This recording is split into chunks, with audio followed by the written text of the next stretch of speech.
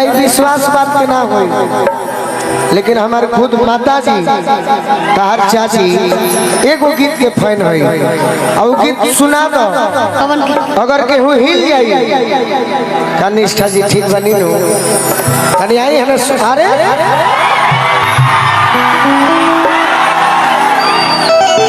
हम आज मित्र कहो भौजी ना कहो, इनके लिए जोरदार ताली बजाइए। ये नेहा सिंह निष्ठा जी बड़ी सुंदर आवाज की मालकिन, जितेंद्र भैया नेताजी से कह के स्वागत हो जाए। हमारी माता जी आपकी चाची चाहे माता जी मानी एक गीत की फैन है कि दिला वाले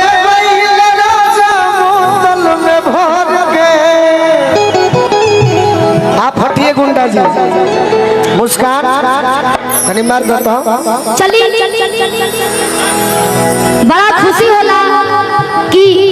घर में चाची लोग माई लोग पसंद करेला, सब है माई माई आई सब लोग गाना सुन ले बना। हाँ सब लोग हंसता और माता जी के प्रणाम बा रउआ कह दे हमारी तरफ से। बाकी तोरी ना मानब जो हमनी के ना हम घरे चलब ना घरे हमार जहिया कुछ प्रोजन होई जहिया रउर शादी होई त एक मिनट बाबू तनी हमरो माइक धर हेलो भाव से मारो ना देखो के हिली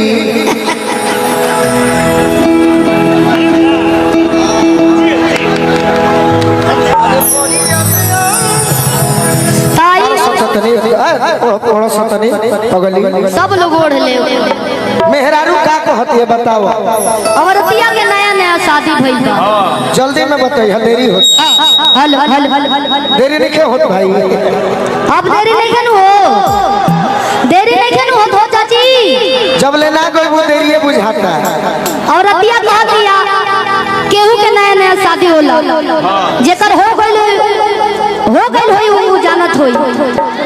जेकर मरद शादी करा के आ जल्दी बाहर जाए के प्लान करस उ मेहरारू का करी बताइलो कि बड़ी याद आवे एहन कही जल्दी बोल पगली कि बड़ी याद आवे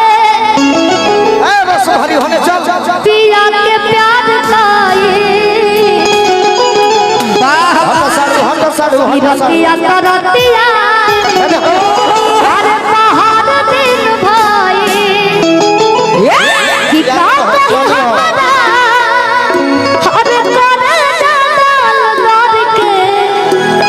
ए मनोज भैया कि का कहे हमारा सब लोग बैठ जाओ। अच्छा अरे करे जाल लड़ के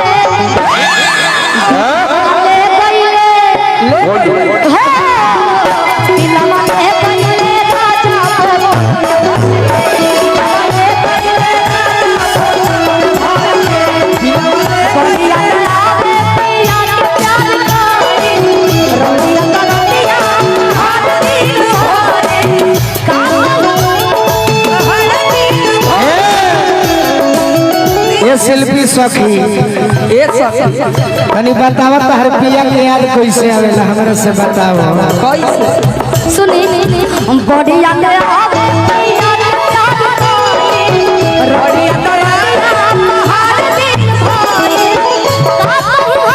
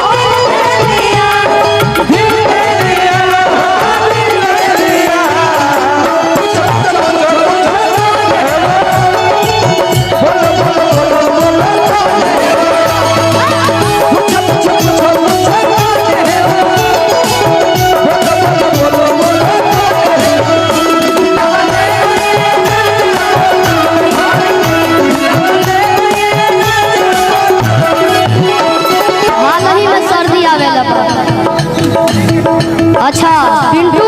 यादव जी की तरफ से हरी टोला भैया के घर पड़ेला ढेर सारा आशीर्वाद और ऐसे ही गाना हो रहे आई जब भाई बीच बीच में आशीर्वाद आला तो और ही जमत रहेला कहे का सरती में गवना बेदराती भैया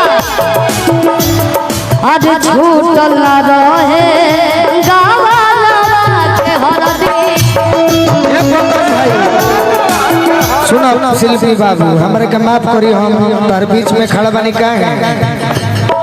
कि तू स्टूडियो में गावेलू जब तक खूब निमन लागेला और हमनी के अखाड़ा के गनिहार हो जाए का भाई गलती तो तहार लोग गीत सुनले बात ना सुंदर कि कोनो जवाब नहीं थे बाकी आज लेके हूँ के शिल्पी गलती बोला नहीं आज लेके हूँ शिल्पी के नाचत देखले बाकी ना हाथ उठा के बताओ केहू नहीं के देखले बाकी मंच पर बनी बनी कमर भी हिला देबू तो देखो ताली के कमी ना रही शिल्पी ये हमारे गार्जियन है सब आशीर्वाद लोग